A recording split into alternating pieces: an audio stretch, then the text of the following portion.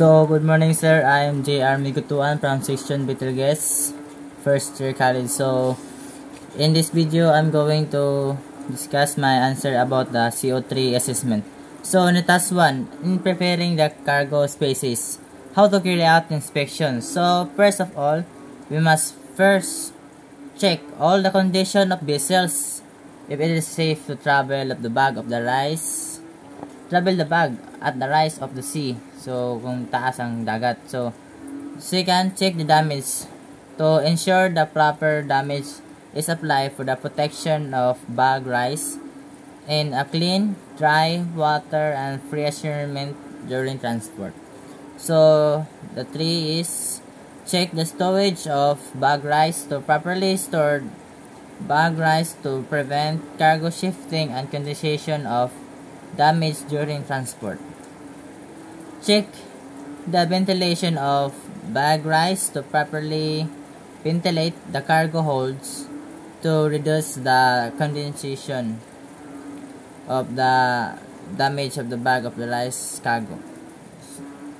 So, precautions during loading, transport, and discharge to ensure that proper instructions or precautions, protection, action, and monitoring cargo operation are taken in loading bag of rice in vessel.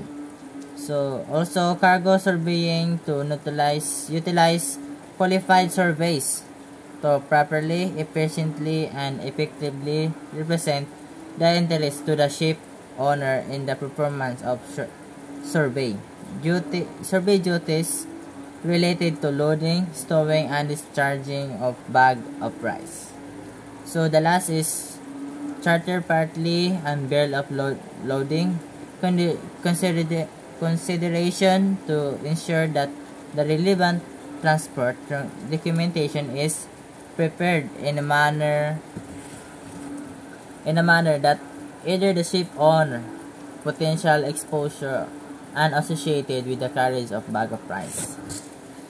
So the second is identify the critical parts in the cargo hold where potential detects as their performance will be critical. So identify the generated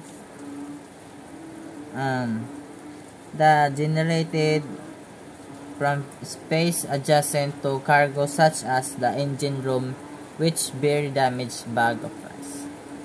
So avoid the bag of rice near the ship side to avoid point of rust that may damage the rice. The third is hatch cover should be wear tight. Avoid the bag rice near the engine room. Cargo hooks should not be used for bag of rice cargo. Hatchways should be lined with styrofoam. Get a bamboo sticks to protect rice in the surface of the ship.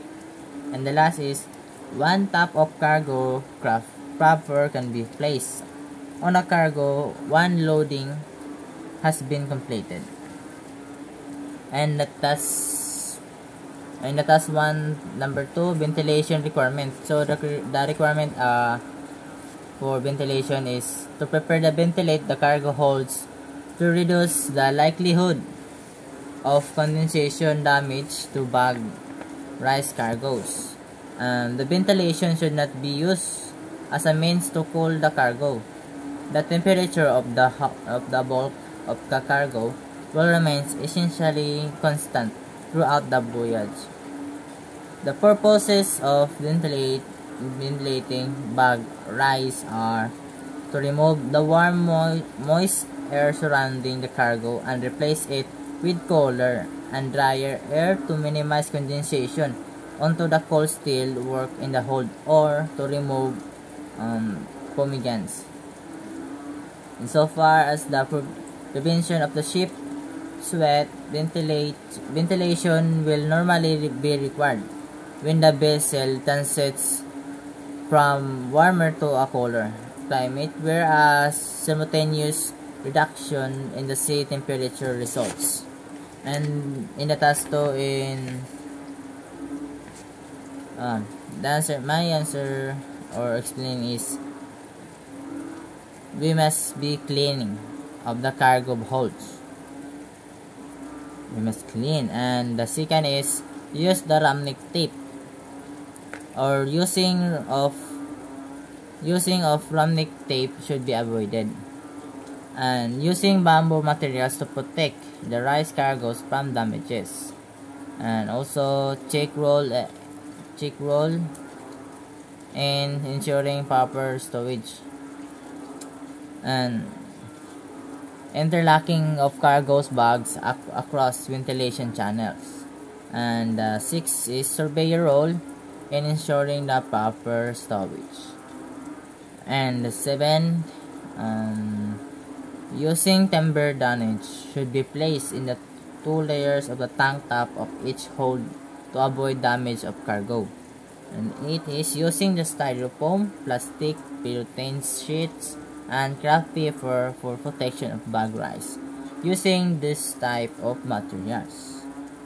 So use of bag so das yung parang walis to reduce the accumulation of condensation in the cargo, hold the damage of the cargo.